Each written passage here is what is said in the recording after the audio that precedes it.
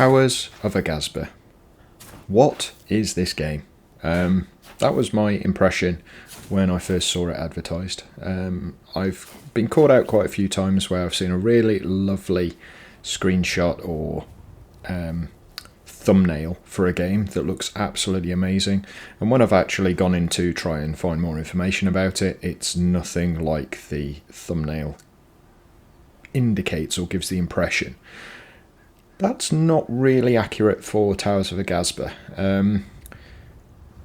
I'll get more into that, but first off, hello fellow Dicers, thank you very much for tuning in to this latest video.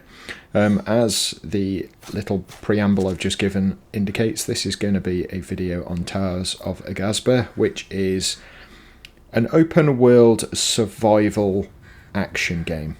I think that's the best way of describing it. It's slightly different to the usual type of this game, in my opinion. It's definitely more cutesy. I'd go as far as to say it's got a similar art style for the characters as Grounded, but a very, very different play style, different environment, and different world. So this is obviously a complete fantasy area. It's not set on Earth as far as I can tell. Yeah, it shows with some of the creatures, etc., that you will find as you go along. Let's start, however, with the basics of the game. So you start out as an unnamed character. You are basically an apprentice everything, and by everything I mean architect, builder, warrior. You literally are starting out. You're known as Young One or the Apprentice to most of the inhabitants. And your task is quite straightforward. It is to rebuild the nation of the Shimu. The Shimu are the people that you are a part of. Now, I have played a lot more gameplay than is currently being shown on screen. This is, in essence, my first opinion and first look at the game. I do now have a separate save because I did make some mistakes during this playthrough as far as the creation of my village is concerned, and I will get into that shortly. But continuing with the character, your character is very generic. You do not have the ability currently to create your own character. You play as a young female. You have no option for male at this precise moment in time, and you have no face, which kind of struck me as odd. I thought this was something to do with the actual way the game is structured, but all of the other characters, apart from a couple of noticeable few, all of the other characters do have faces. So it's nothing to do with the coding of the game. It is just the fact that they want you to be faceless so you can put your own face on the character without having a character creator. It's a little bit odd, but I do kind of get it. It means that you're not locked to the certain features of a character that you might not necessarily like. You do have the option to change the masks that you do wear, which again I will come into shortly. So, some of the basic mechanics. The basic mechanics are, as with most survival games, collection, harvesting, building, crafting, and a bit of an odd one for this particular game, growing. And I don't just mean growing crops, I mean actually growing environments, like temperate zones, and yeah, it's very strange. So basically, you start out in a barren wasteland. One of the first tasks you're given, which is not much of a spoiler because it is said very early on, you have to plant a colossal tree to start making a habitable and life-filled area. Now, my first playthrough I managed to plant the tree on top of a mountain, so I have to climb up to it every time, but in my later playthrough I found somewhere better.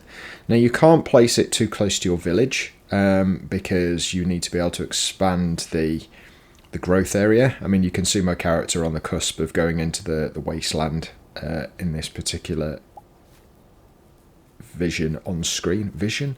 That's a terrible explanation. This particular scene on screen. But as with most, you will have different tools, so you'll have like a stone hatchet for cutting down trees, you'll have a stone pick for mining rocks, etc, etc. I don't need to go too much into detail for that. One thing that I should mention though, is this is very much about the balance between life and death. The whole game seems to be structured around it. So when you do create a new zone, they have two different ones. You've got biomes and then you've got ecosystems. So the ecosystems are the zones I'm talking about. The biomes are specifically the entire region. So I'm currently in a temperate ecosystem. And because I'm in a temperate ecosystem, I can plant certain types of seeds, like this temperate seed that has just been collected on screen. You can only have a certain number in an area, and they do have to have enough room to allow them to grow. But, as I mentioned, there is a balance between life and death. So when you do anything to grow seeds or grow and expand your temperate ecosystem, you will actually get, I think it's called Amity, A-M-I-T-Y.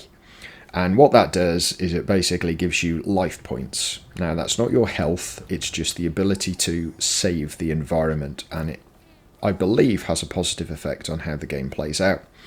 When you kill anything, and that includes chopping down dead trees for some strange reason, you lose amity. So it is a very big balance. You can't just go around killing everything without having some negative consequences. Those consequences are you do need amity to do certain things in the game. So I had to use some to help the colossal tree grow, for instance, to expand the zone where I can then get food and resources. So if you get rid of all of the trees and you have no amity, you can't expand your colossal tree, therefore you can't find new and wonderful ingredients, you can't make better foods, etc, etc. You can see where this is going. So that's the basics.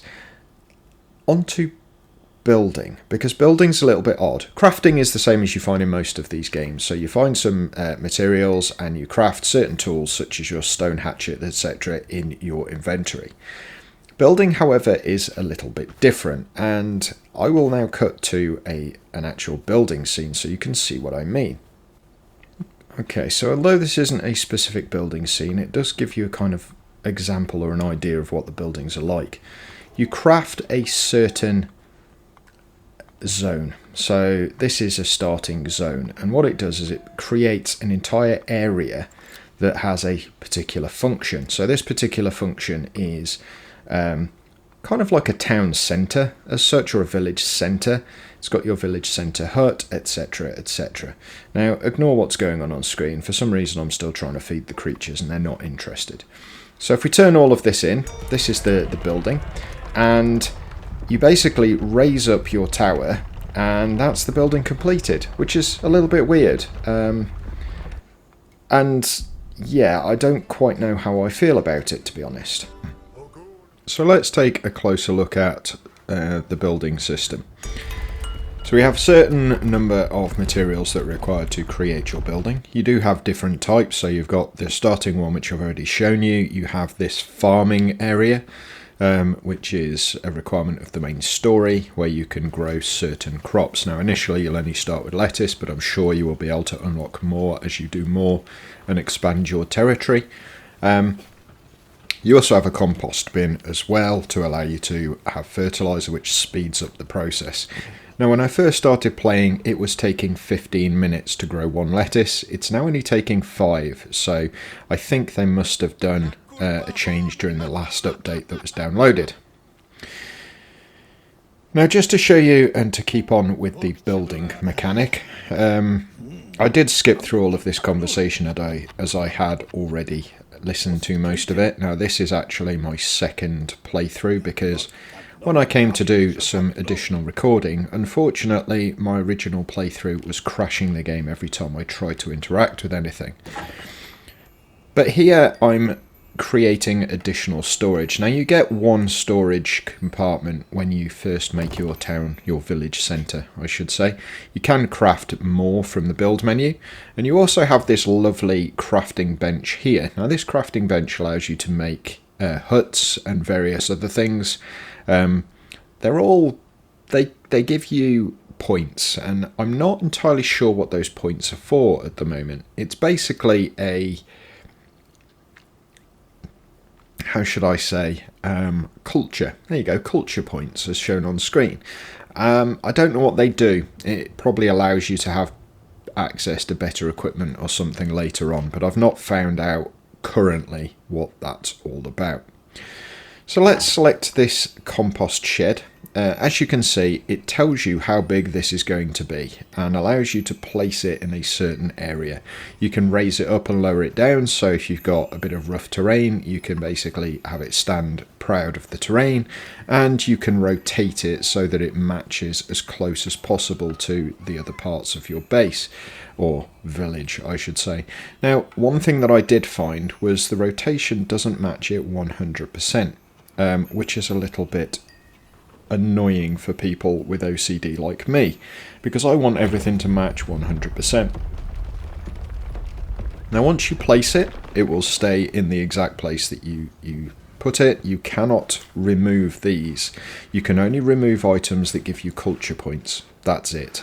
So huts you can move and relocate somewhere else, for example.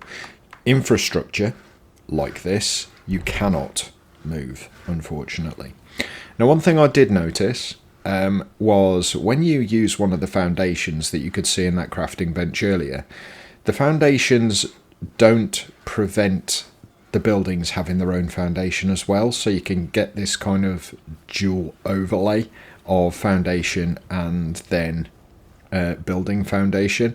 I learnt this in my other playthrough when I was trying to put one of the huts on top of a foundation. It did make it look quite odd, but I'm sure there's ways of doing it, and I just need to play around a little bit more.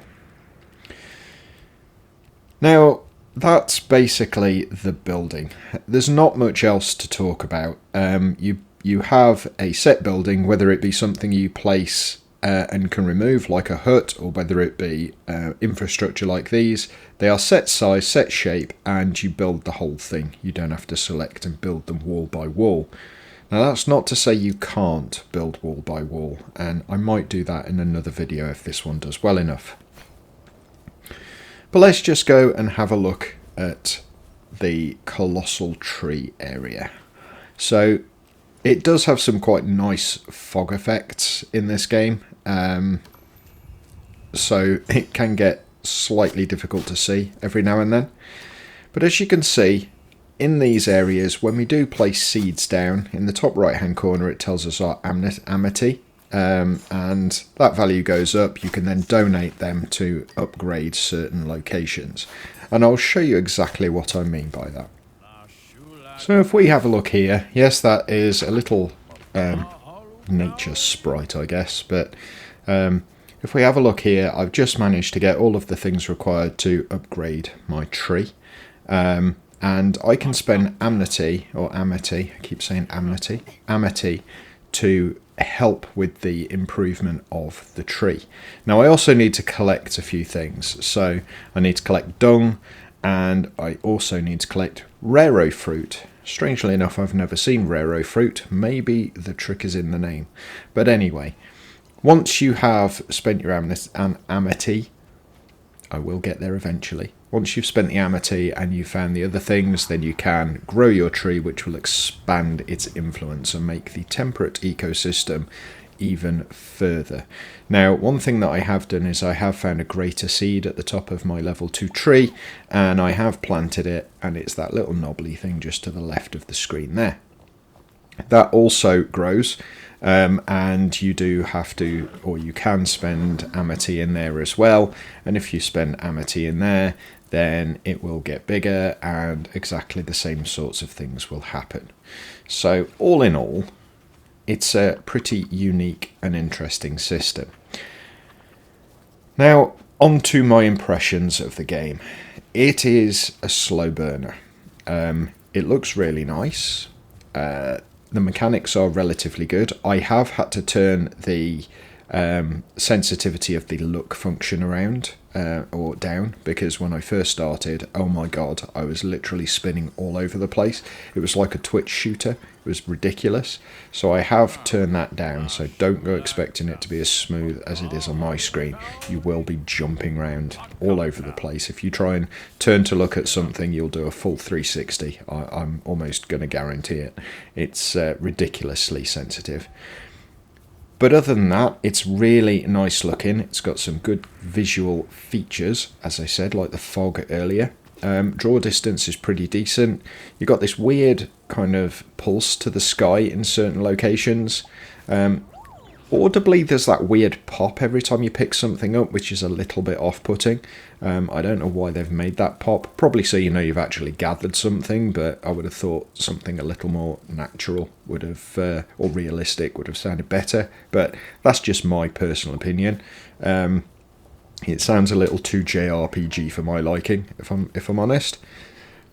But other than that, it's really nice. Gameplay-wise, like I say, it's a very slow burner. It takes you a long time to do anything.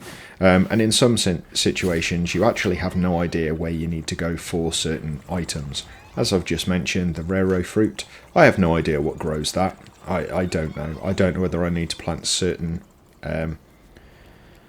seeds. I don't know whether I need to go to a certain area. I really don't know. I mean, for all I know, it could actually be on that gnarly tree that I planted when it grows to a certain level. I just don't know.